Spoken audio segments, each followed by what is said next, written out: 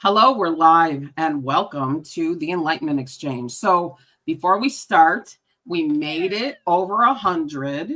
Woohoo! But maybe Kyle was the last one. I subscribed a while ago. Yeah, I don't think so, no. But anyway, we've made it over 100, so that means we're looking for the next goal, which we haven't exactly decided what it is yet. But if you are listening and you have not yet hit that subscribe button, please do, because we don't really want to stop at 100. We want to. We got another rule here. Over 100, right? We got a rule in this channel. There are no unsubscribes. If you try, we'll just resubscribe you.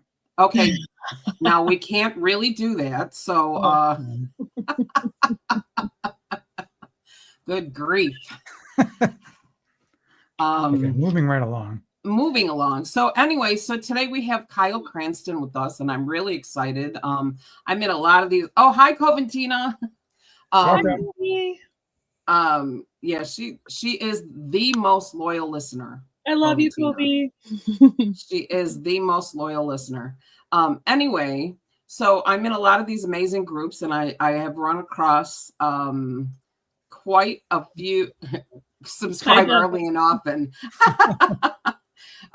Anyway, I'm in these amazing groups, and I've run across a lot of amazing people who we're going to be seeing once a month on the channel nowadays. I've got somebody lined up for December and somebody for April already.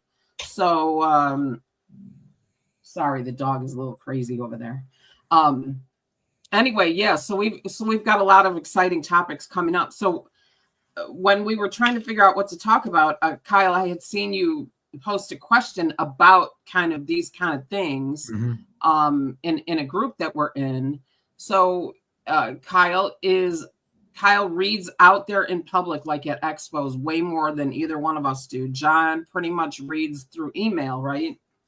Yes, I do some Zoom readings. You get communications by email. What I'm saying is you're not very often out at an expo. No, have done several, but not often. Yeah, and I do an expo once a year, and I've had some epiphanies about the expo I do. So I want to get to that, and it fits in with the conversation for today. So it's an interesting thing, because we as readers, right, there's so many things that go along with creating some kind of a spiritual or spiritual entrepreneurship for yourself. There's all that imposter syndrome that happens, and all the whether or not we can trust the intuition that we get, our relationship with the cards. And then there's if you're out in the expos, there is a lot of energy out there, and there are people out there poking around in your energy. So, they're poking around in your energy, not really in mine, because I don't let that happen. But that's only because I learned how to lock up my own energy. So if you can learn to do it too, then you don't have to worry about it. But I digress. So there's a lot of different things to think about when it comes to being out there doing readings, whether you're doing them online or you're doing them in an expo. Or I even have friends who are on some of those the websites like Purple Ocean and like Dial a Tarot reading. Yeah, like right, like Dial a Tarot reading. Those are hard. Wow. Yeah, I was gonna say I think paid like $5 an hour for those. I think those are pretty brutal. So yep. I am very specific in who I like to work with, and so that would not work for me. Who's got that kind of time, right? Like, right. I guess if you do it long enough, do it.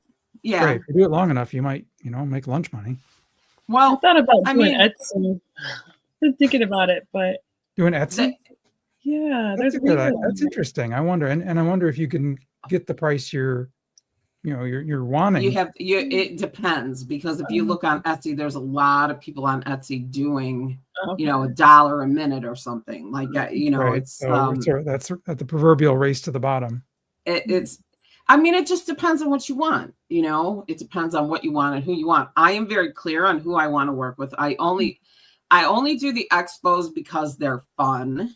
And so let's talk about the expos for a minute, because one of the points that you wanted to talk about was how not to be attached when people just seem to keep walking by you, right? And not choosing you. And I think it's really interesting because I never do as well as the other readers in the expos. And I am here to tell you, I guarantee you that I give better readings than they do. Isn't that terrible to say? I can't really guarantee it, although I've had readings from some of the people that have been in expos, and I'm like, really? Okay then. But here's the thing. I decided, well, it's an expo. I only do one a year. I don't want to spend any money on any signage or any vinyl to put up around my table. So I sit at the table and I've got the cards and I'm just sitting there. I don't have anything really inviting. And so really what I think I'm doing is putting up this wall to keep people away from me, right? So I think that you have to really, when it comes to that kind of thing, and I'm not saying that's what's happening to you, but what I'm saying is you need to be really mindful of your mindset as you're sitting there, right? Because there's that whole law of attraction thing, I think sometimes, right? Because if you look too eager, maybe the people are going to go by. Or if you look like do you know what I mean? Like, yeah, you don't want to look desperate. And the other thing is this: if you really do know the kind of people you want to work with, maybe half those people that are walking by and not stopping are just not your jam.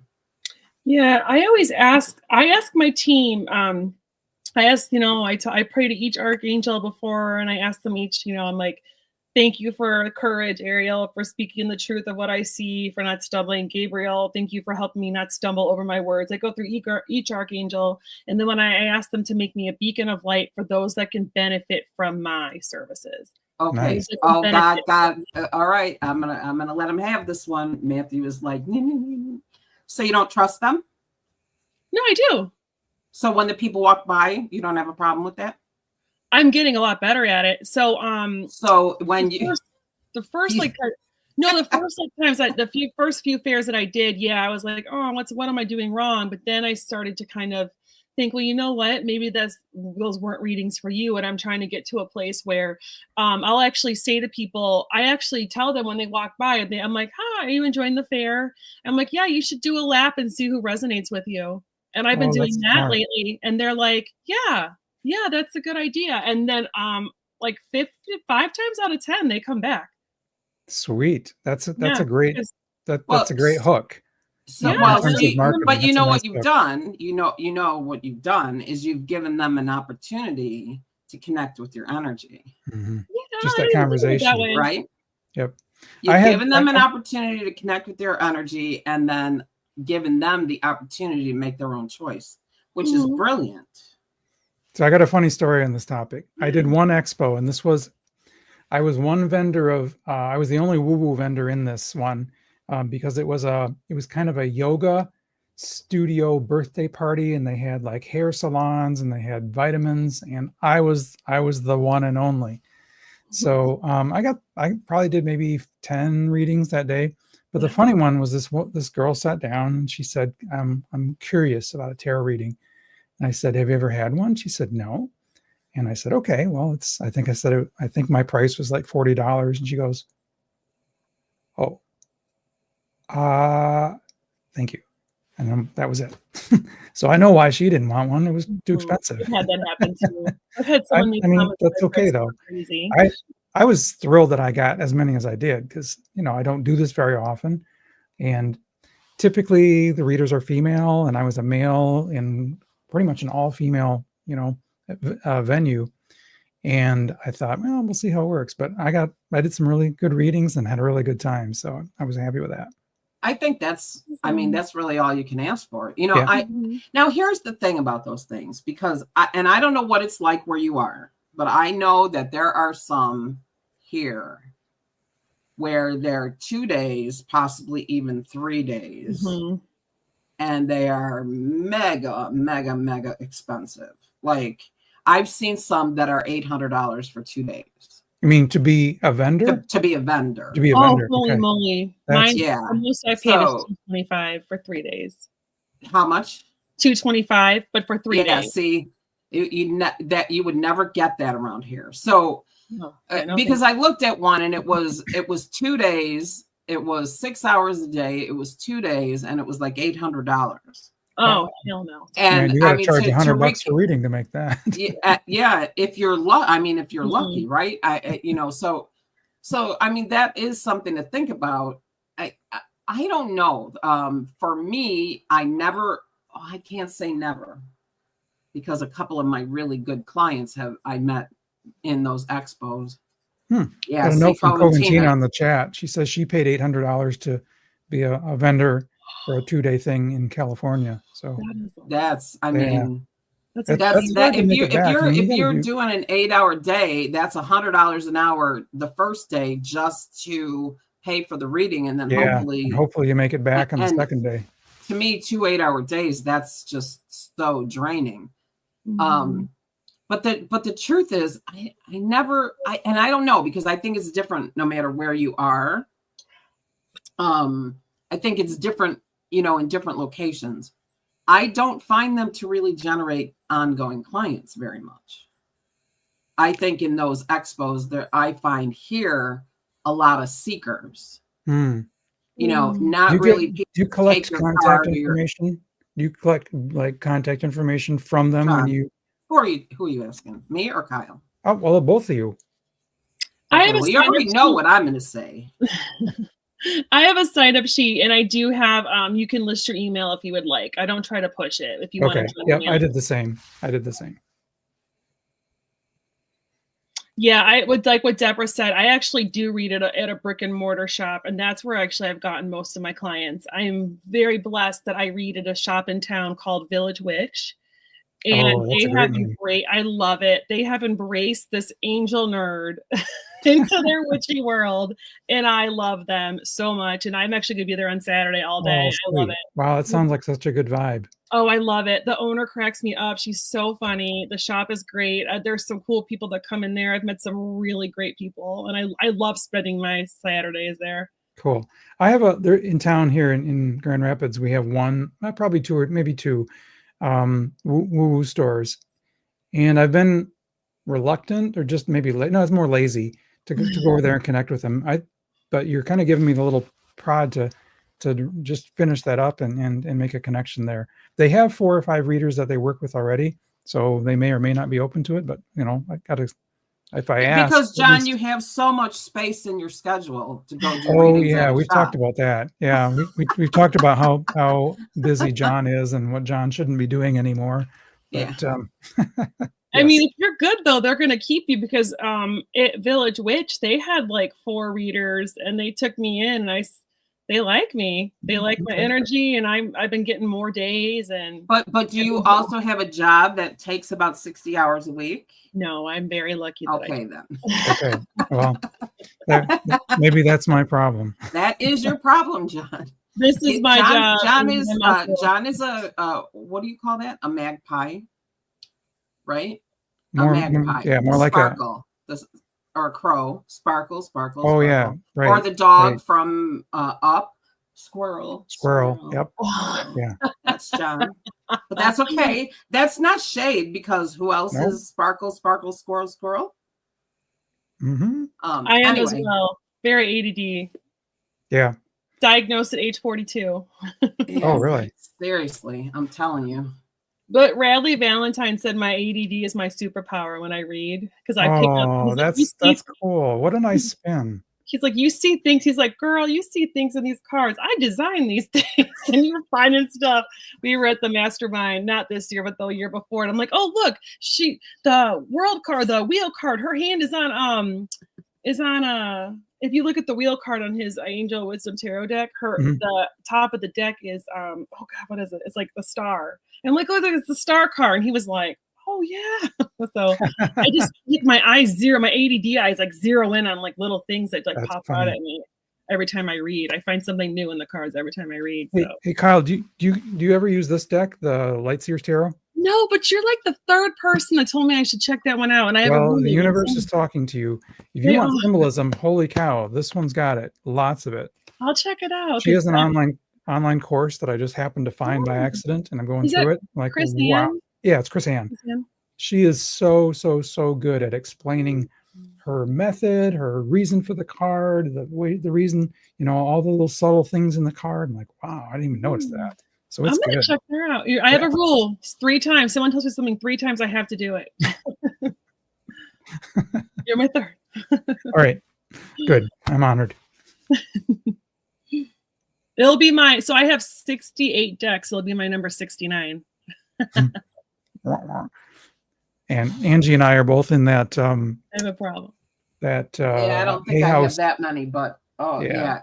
I was very disappointed in this one. The last one? That one? I was very disappointed in this one. When like the most recent one last month? Yeah, I just got it yesterday or the day before. One? Huh?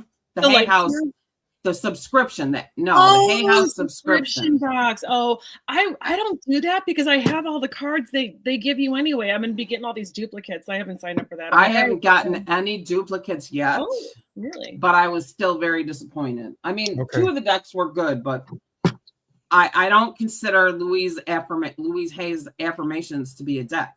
Yeah. Yeah, I got that one already. It's like this thick, and I make my own affirmations. I don't need somebody else to tell me what they are. But we already know that about me. So I do like Radley's Angel affirmation deck because you don't know. It depends. You could get an Archangel. Yeah, but that's different, and it's by Radley. And when Radley makes something, I go, here, Radley, take my money.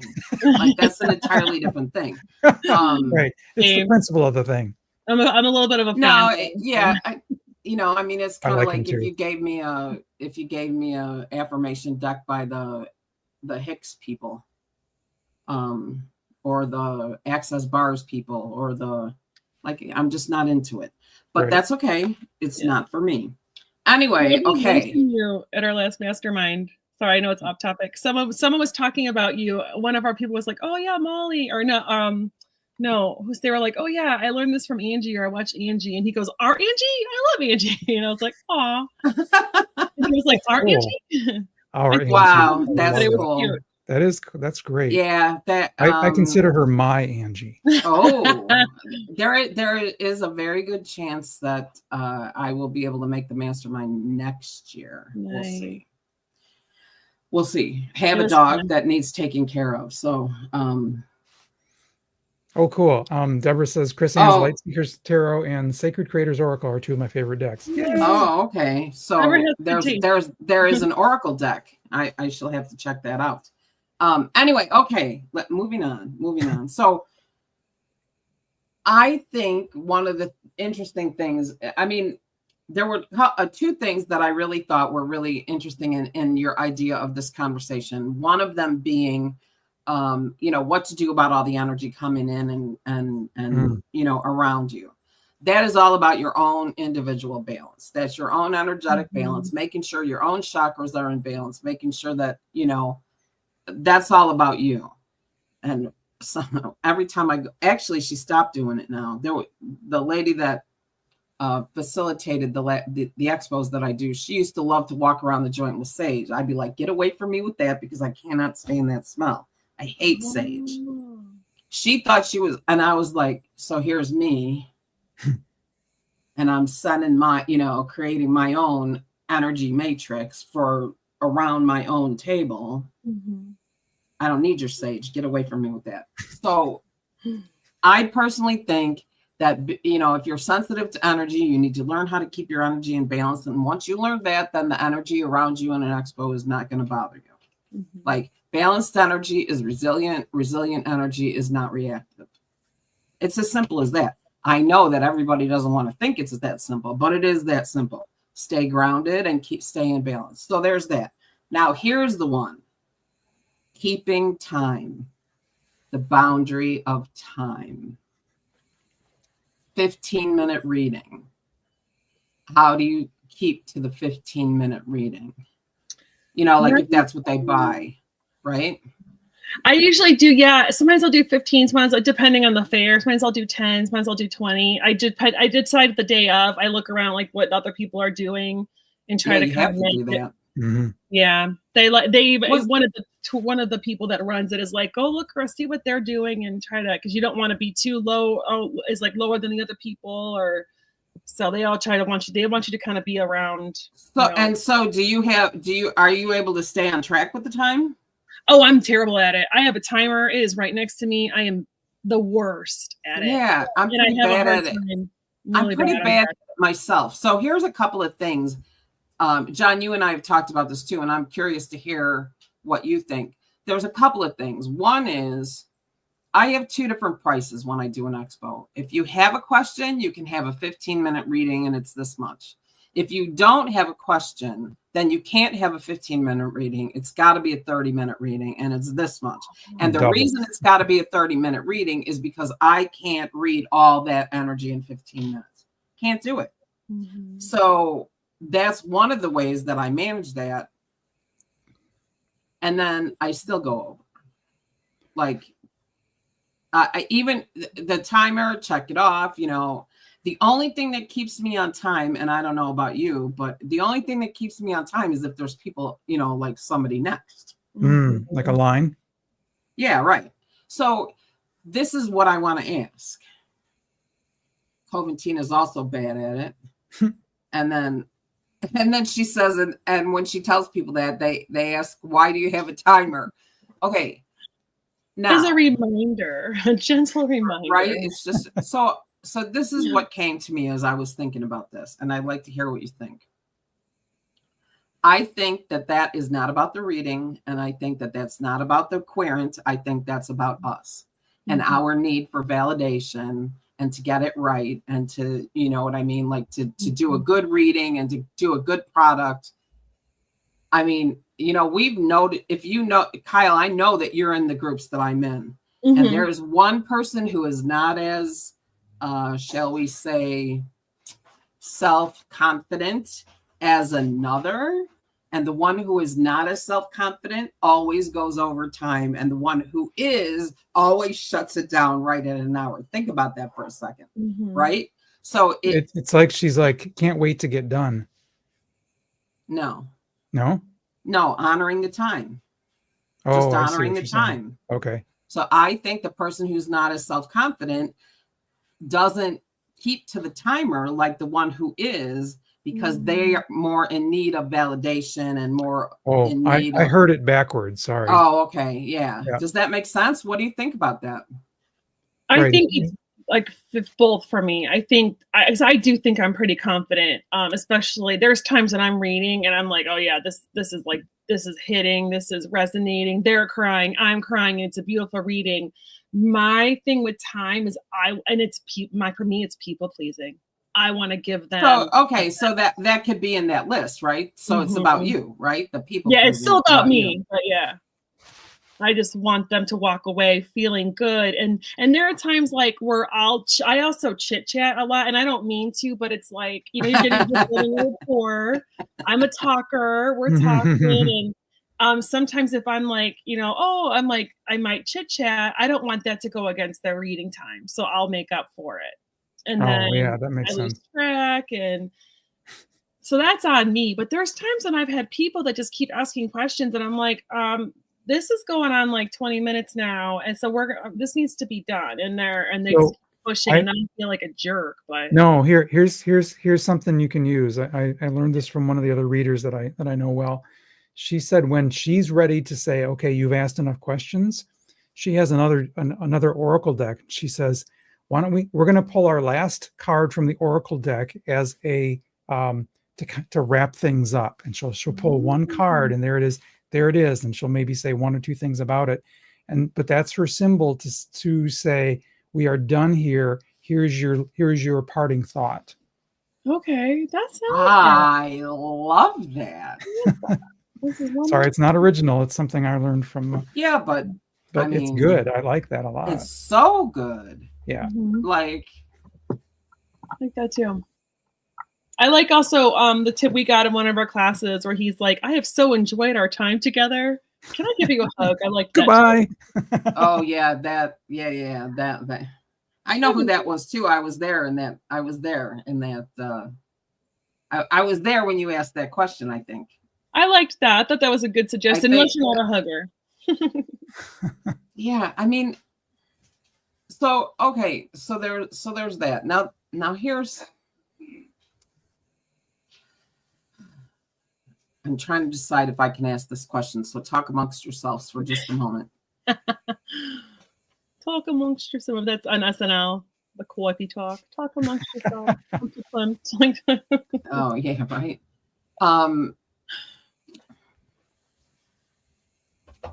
I don't know. See, I saw this question in a group, and I can ask the question without actually even saying who it was. I think I think I want to ask it. So, Kyle, I don't know if you're in this group or not. I don't remember which group it was in.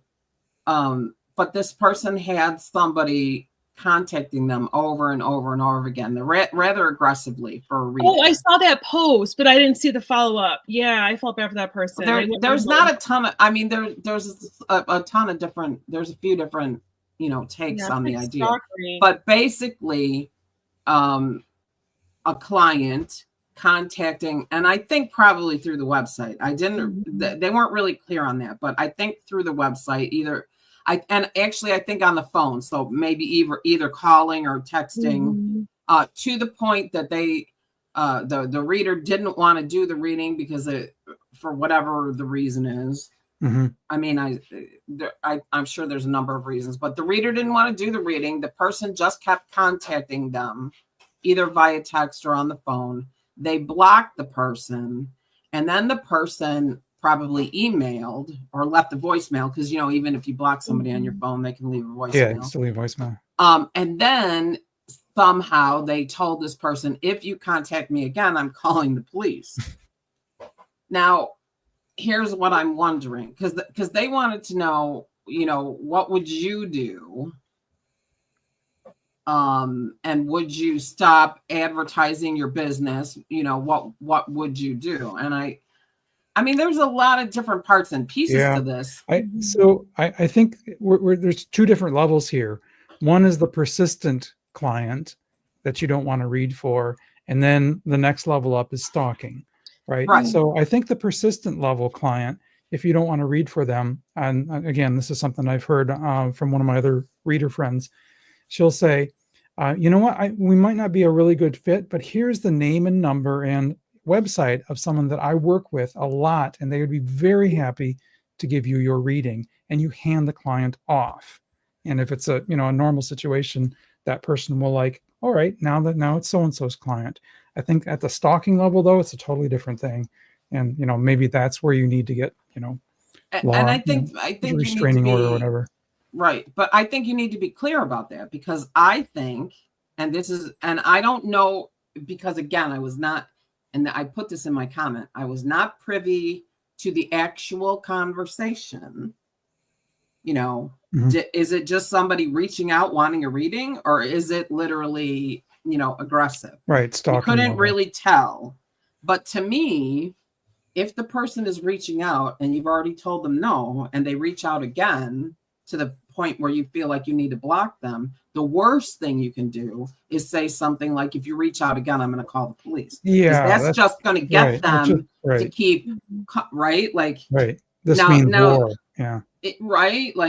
Now, on the other hand, if it is stalking, like you say, that's an entirely different story. But I wonder how often. I mean, I'm sure that does happen. Yeah. But I wonder how often. So do you shut yourself down? Do you shut your business? You know what I mean? That'd be silly. Because you'd allow one person to have that control over you. That's what I thought too. Yeah, right? That's harsh. I think this person just felt scared. Because I think this person was scaring them to the point. That's how I read the conversation, that making this person very uncomfortable. Is this the same one who then they went and wrote a really nasty Google review? Because there was another person that someone was really persistent. I don't think it's the same. Yeah, there's all kinds of ways bad people can get revenge. So what's part of the deal. What's really interesting, and this is just us talking, and I'm not mentioning any names, but I'm here to tell you that the things that I hear like that, where the person went and wrote a nasty Google review, it's always the same people. It's a few bad apples out there. It happens to the same people.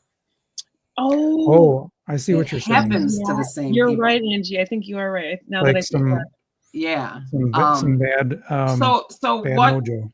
Right. What can a person, see, I think fear attracts things to be afraid of, Yeah. right? Yeah. Like if we're going to talk about, so I think it's really, I think it's really important that we do what we can to shore ourselves up. I don't sit in fear. Like I'm not afraid of much. There's a few things I'm afraid of, but they're ridiculous. So, like getting bit by a spider again. Like, I mean, Spiders. but I did have one almost kill me. So, you know what I I mean? did Like, too. I got yeah. a great spider story. Hey, can we do spider stories sometime? No. Not while I'm here. No. I'm never going to sleep again. It's the best story ever. It is literally the spider story. scariest thing, one of the scariest things that's ever happened to me. Yeah, no, thank you. When I take a vacation, and you have some kind of, I don't know, Coventino will come on and talk to you about it, I'm sure. Anyway, I just wonder, because I think the one you're talking about with the Google review is the one who's afraid of Facebook.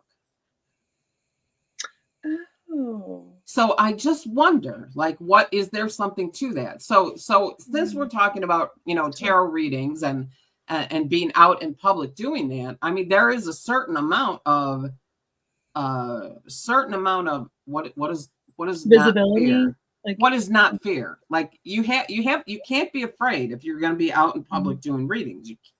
You have to get beyond it, right? You have to get used to it. Chutzpah, I think they call it. Oh, I like chutzpah. I don't have that. Love reading. I love doing the fairs. I do need to work on the energy management piece. I do struggle. I get caught up in it and I start. You know what? I do too.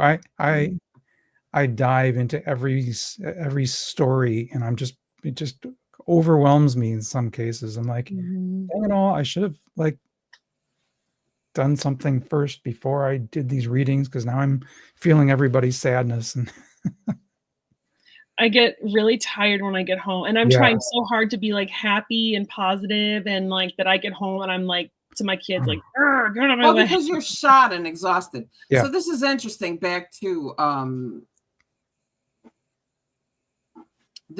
looking at what Coventina's writing, and she said she feels negative reviews tell her she's doing a great job because it affected them in some way. I've never really gotten a negative review. I got one time, but only because I was following Dr. Eric Pearl, and this lady thought that he was, I don't know, Satan or something. And I got Facebook to take it down because she was never even a client. She had, there was no reason for her to give me a review. But this is interesting. I've had people send me a private message instead of making a comment on a post because they're afraid to be seen. I've had that happen too. I don't have it actually. But that's so, well, no, I have had it in the past, and then people don't do it anymore because I'm me. But sorry. I mean, it's effing Facebook. Like, I don't understand. See, I don't understand. I don't understand of fear that deep of being seen. Like if you're in it, I want to be seen. I'm a Leo rising. Bring it, baby. Yeah, right. Like I don't know. Maybe that some of that. Lisa, we have talked with Lisa about that. The astrological sign. Like I am Aquarius. I want to do what I want to do when I want to do it, and that's just it. Like that's the end of the story, for me. But I just that sitting that far in fear is so sad to me. But can we say irrational fear? It's friggin' Facebook, okay? Like what?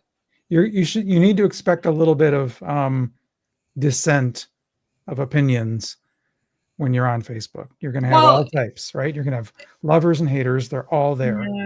I don't see those things. No, but I don't know. You know it's out there. If someone's got a page on Facebook, there's going to be people that love you and people that hate you. Just how it is.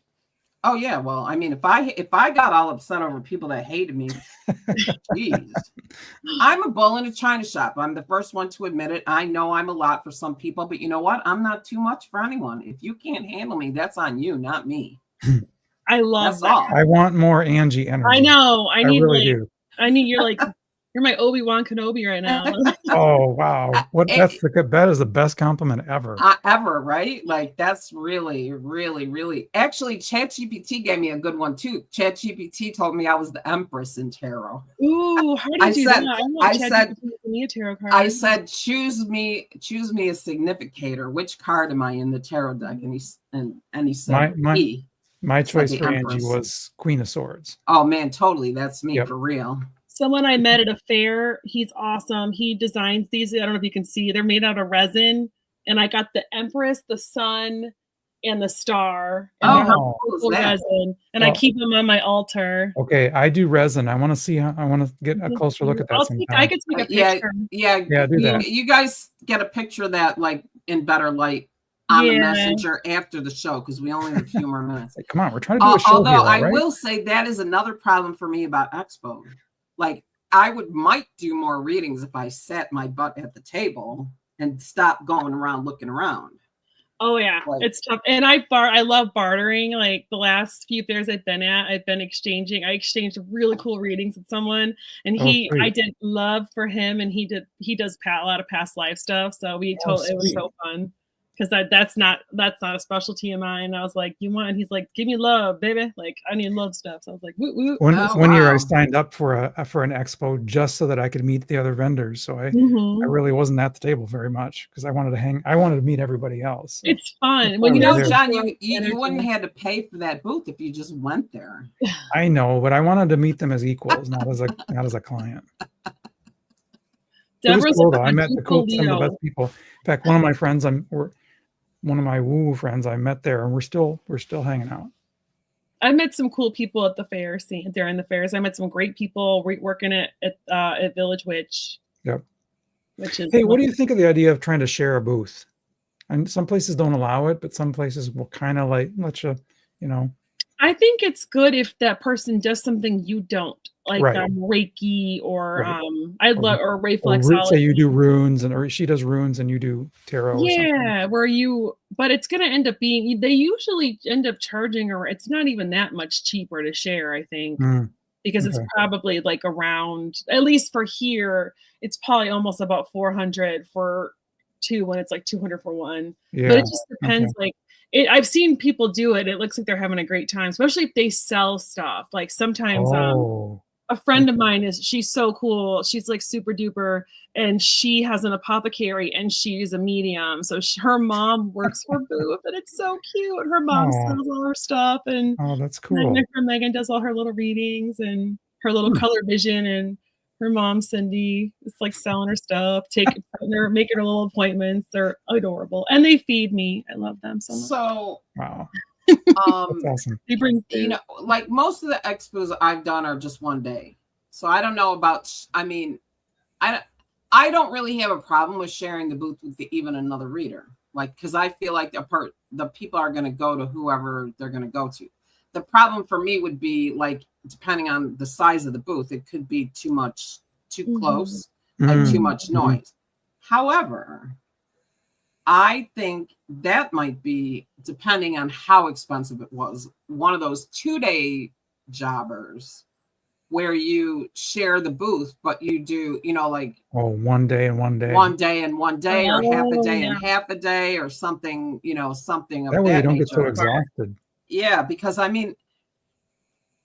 for me personally, well, this last one I did, I told her, because it was on a Sunday and she started at 10 o'clock. From 10 to 12, we didn't have anything. Like there was like nothing. It's church time. Yeah, that's what I said. People are, you need to start later. So I think next time it'll be like 12 to 5 or something. But I'm here to tell you, those 5 or 6 hours, that's enough for me. Like it's. Ours are long here. They start on Fridays from like 2 to 9. Or no, 3. You have to get there at make sure you're set up ready to go by like 2:30. I think they open from like 3 to 9.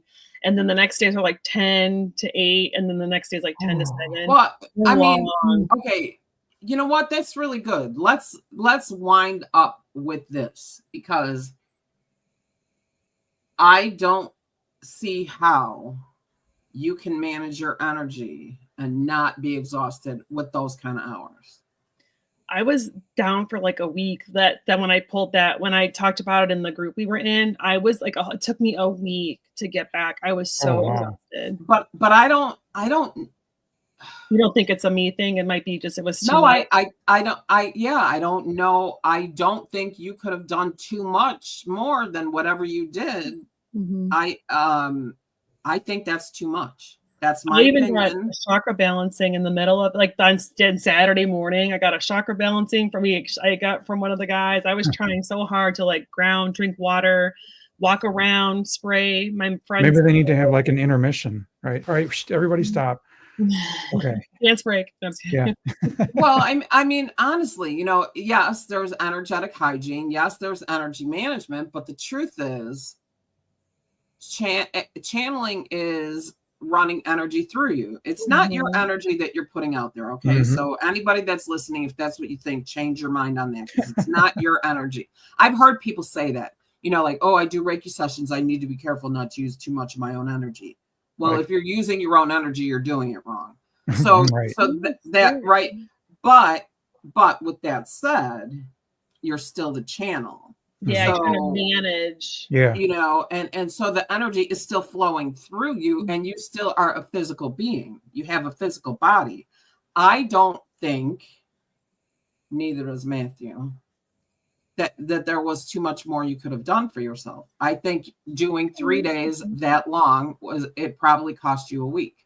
What is Matthew your guide or your angel? One of them. He's my guide. Matthew's awesome. He's got a lot to say, and he's kind of a little feisty. Yeah, just like Angie. Yeah, well, he is me, but that's for another day. Who, I can't remember who it was. It might have been one of my teachers that said, when you do 3 hours of energy work, and I consider channeling and reading energy work, right? Because you're interacting with energy, that it takes 6 hours to recover. Oh. Well, there you go. There's the math. So, I mean, that really is the math. If you think about it, it's 3 days, those long days, and it took you a week to recover. That's about, I mean, and I've heard that from more than one teacher. So I think it's just too much. And then trying to keep it up in between, because I didn't have like a huge, I mean, I got a bunch of people, but it was sporadic throughout. It wasn't back to back to back. So in between, I'm trying to like put water on my face and just keep my energy up, because I was getting really tired. I got my chakras aligned. I'm doing all these different things. I'm, you know, drinking tons of water, trying to like engage energy bars. Yep, a lot of things. And then you're still trying to like, and then I would start to yawn. I'm like, I gotta stop, you know, get some fresh air, do everything you can, eating, grounding. I am bad at grounding. I sometimes get so up here. I live up here a little too much. I'm working on it. No, you know what? I love to work ungrounded. I work ungrounded.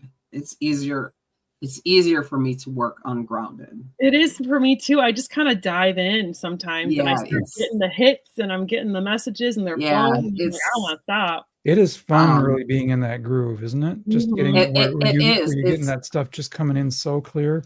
I've been in that a couple times. Yeah. Coventina mentioned she gets other people's energy. I've done that when I have people sit down together. Like, can my friend sit with me? And I'm like, they can, but I'm going to warn you, I might start picking up on them. And I had friends that sat down, and one was pregnant. Yeah, I don't do that. And I kept asking the one I was reading for, I'm like, are you trying to have a baby? Do you want to have a baby? And she's like, no. And her friend is like, and I'm like, you right. Like, you get out. Let me read for her.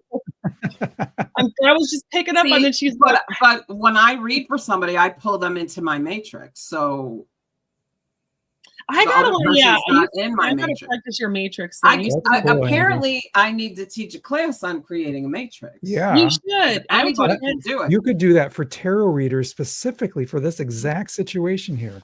Yeah, I mean, it's really like making cool. yourself a bucket. You would have a line out the door I would absolutely take that. That'd be a really great class because it is hard for us to. I don't do that many readings, and I would take that class. Well, see Mhm. that I will give that. I mean, I I like will. I will. I have to figure out how I can make it interesting and fun, but I mean, it is fun playing in the Yeah, energy. There's just nothing by like being playing you. in the energy, Just right? be Like, you, Angie. Just gee, by I love being you is going to be fun. You're a hoot and a that. half. Okay, you do have a point there. You and Matthew, it's going to be great. Bring I don't know if you're ready for Matthew, but is Matthew? Oh, Is he ready like to sign up. we got people asking to Oh. sign up in the Get comments. your sales too. page out Yeah. there. Deborah's the best. She supports all of her friends. She really does. She's Great. totally the best. If you haven't seen her episode yet, you should, because that predictive versus prescriptive astrology was really an interesting I remember topic. that. Hi, Deborah. Yeah, there she is in the comments there. Anyway, now I lost my train of thought. Matthew can't handle him. Oh, I was going to ask you why you lost your train of thought. I'll take advantage of the ADD moment. Was Matthew? Was he like? Were you and him like the same in a past life? Because one of my guides, I was her. I know it. Yeah, no, he's me. Like, you know how at any given moment you can be on 10 different timelines. It's like that. So he literally is me.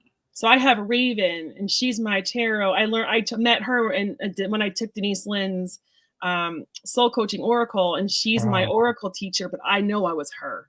Ancient Peru. I know we are the same. Yeah. Oh, cool. I'm her. She is me. But her name is Raven. Only because she has long raven hair. I don't really know her name. Well, because names are human construct. Right. Yeah. Yeah. She doesn't really care. I just call her Raven. Yeah. Names are human. My guy's name is Cosmo. Cosmo. Yeah. Names are human construct. They usually generally expect you to give them their name. Like, although I did have one who said you'd never be able to say it.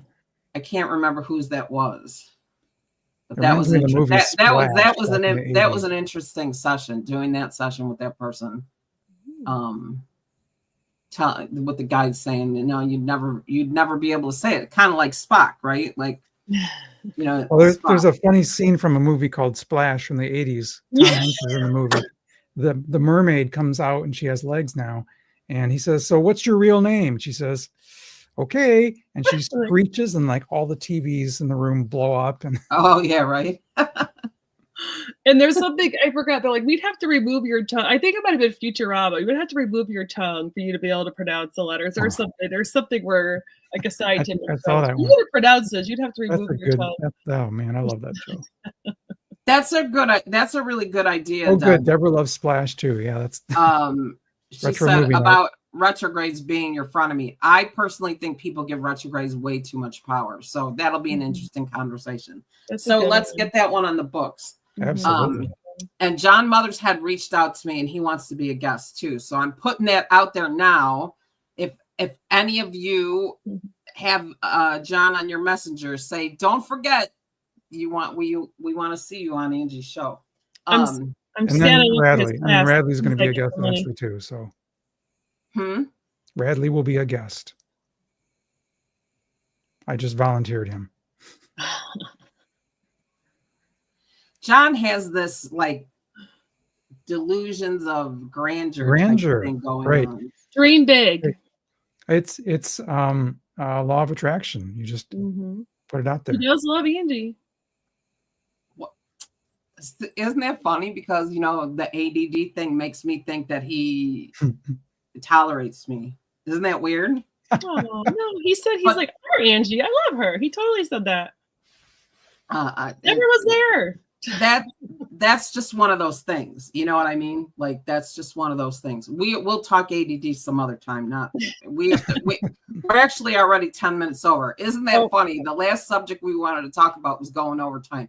The reason we try to keep it to 40 minutes is because it's a lot for somebody to sit and listen to. That's all. Because man, me and John used to go to like an hour and a half. I know. We just keep on going. I'm gonna go watch this to the end. We look at the stats, right?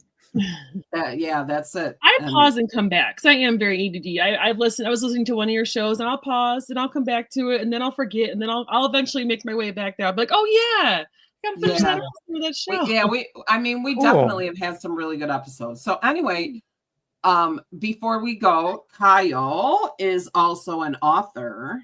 right? And so Right, John's yeah. an author. We have to talk author stuff, Kyle, because I just wrote my first book. Ooh, yeah. Oh yeah, I want to talk to you about that, John. Oh, cool. Is it fiction or nonfiction? It's the woo I book. love the woo book. Oh, I have that. I have the See, too. now, really cool. So here's the thing about the woo book. I don't think that title's doing you any favors. Oh, I like it. I love woo. No, I know we love it. We love it, Mm-hmm. but I think maybe the people you want to really read it don't love it. Okay. So well, maybe it's kind of late now, so no, next book I will be think better. you can just re-release it and have it also released under a different name. Just throw it in KDP. Yep. Yeah, well, didn't Bradley do that with one of his books, The Genie? Yes. Yeah, he released it as magical. He sure but did. he had a publisher, and they were in on the deal. I went hybrid, and I'm under contract, so I have to wait. How many years? I don't know before I can do that. Yep. Yeah, I'm just not sure that the woo thing is a good idea. Okay. Well, give it a chance. It's too bad I didn't come up with it until after I started reading it. But anyway, congratulations. Because it's a really good book. Thanks, it's a really good book. But I think that woo thing creates a wall for the in between the book and the people who really need to read it. It's like the I thought it was whimsical. I thought people would kind of smile and go, wonder what this is about. Yeah, you think, but that's only people who appreciate woo. I do appreciate a lot of people are afraid of woo. Who's your target audience? Is it people? Okay, no, stop. It's 51 minutes. I should have kept my mouth shut in the first place. Because already we're way over time. You guys can talk about it on your own. Okay. Anyway, do you have books, Kyle, that we can link to in the comments, or what's the story? I should have prepped them all. They're all fiction. I have a bunch of them. Sweet. Well, good. Then you know how to get a link, and you know how to find the comments on YouTube, so you can do that. I'll put my little Amazon in the page. Yeah, nice. throw them in the comments. I love fiction. If I was gonna write, I'd probably write fiction. Because that's what I read is fiction. I don't read nonfiction. 100% nonfiction. Yeah, that's just too much for me. I'm sorry. That's where Angie and I differ. And that's good. Yeah, exactly. I like both. it is. Like, I'll just tell you, Kyle, because people have heard it before. One time my niece, who was my energy work teacher, said, "Look, Angie, here's the book written by the guy who practically invented energy work." And I said, "Really?" She said, "Yeah, do you want to read it when I'm done?" I said, "No, I want you to tell me a little bit about it, and then that'll be that." I am not interested. I can't. It is like watching paint dry. You like to, when you read, you like to be taken away. You like it to be fun. Right. I see things. I see stories. I have no need to read nonfiction. None. There's no need. I'll say something funny though. When I'm reading a nonfiction book about energy work or whatever it is, and the person has lots of personal stories through there, I just race through that book. But if it's all like theoretical, so I do actually like stories.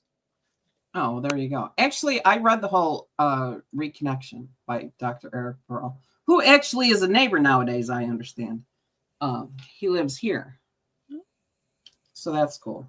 I'm having someone read my novel and give me some feedback on it because I feel like I wrote it several years ago and I feel like it hasn't really stood up time-wise. So I'm having a friend look at it and kind of who's a huge romance person and give me some things. I kind of want to tweak it a little bit and then I think I'm going to re-release it.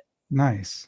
That's cool. I want it to make more sense with the times and that kind of thing. See, this is what happens, people, when you come on this show. You never know what we're going to talk about. And that's why it's such an open and welcoming space for all of you folks who want to get some air time on and some screen time, because it's just like having a conversation in a living room. That's what we do. It's a talk show. We do. Talk. So, Kyle, thank you so much. You don't have to jump out of the studio or anything. I'll shut off the live stream in just a second. But everybody who's been with us, and don't forget to remind John Mothershead that you want to see him on the show. That would be fun. Oh, he should promote his class. It'll be it'll be wonderful. Anyway, we're gonna do we're gonna do visitors probably once a month because we have lots of other things. So Kyle, we're looking forward to having you back. Oh, I'd love to come back. Thank you. You'd love to come back. And John, probably you come back next week, I'm thinking. I hope so. Deborah's texting him. She's on it. She has your back. Yeah, she's on it. That's sweet. That's amazing. So that's that. So I hope that we got to at least some information. Maybe one of these days we'll, actually create an outline so we can talk about, some moving forward. But I do want to know your matrix thing. I know I have that message from you about there's like an energy thing you sent me, which was really cool. I'm gonna do with the glass cube. Yeah, that's another one. That's a really good one, actually. The glass cube is amazing. Anyway, let's get off the air and we can finish. Bye, everybody. Thanks for coming. Thanks for listening. Thank you so much for listening. If you've listened this far, please hit that subscribe button. And if you'd like us, share us, because next time we'd like to know what's good for you. Thank you very much. Have a wonderful week, and we'll see you next week when we are going to do readings. Next week is readings from the this is one of the decks. Oh, good. Oh, she just released that, didn't she?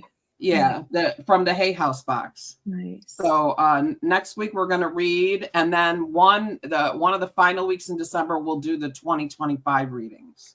Yep. What's the energy for the new year. Yep. So have a wonderful week, and we will see you next week.